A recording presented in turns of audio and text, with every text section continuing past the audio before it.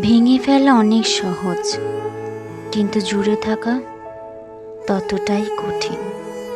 মন হোক কিংবা জিনিস, ভাঙতে খুব একটা সময় লাগে না, অথচ সম্পর্ক বা অট্টালিকা যেটাই হোক না কেন, গড়তে কতটা কসরত, কতটা সময়, কতটা ধৈর্য, কতটা পরিকল্পনা আর কত সরঞ্জাম লাগে।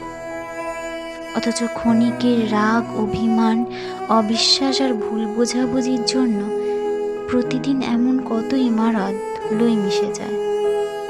জিনিস ভাঙলে আওয়াজ হয়, তার দাগ দেখা যায়, কিন্তু মন ভাঙার আওয়াজ, সেই আওয়াজ হয়তো অদৃশ্য বলেই তাকে রিপেয়ার করার তাগিদটাও কম। সম্পর্ক অনেক অমূল্য। এটা কোনো বস্তু নয় যে ভেঙে গেলে সঙ্গে সঙ্গে আরও একটা কিনে আনা যায়। ধৈর্যের শেষ স্টেশন সেই বিচ্ছেদই।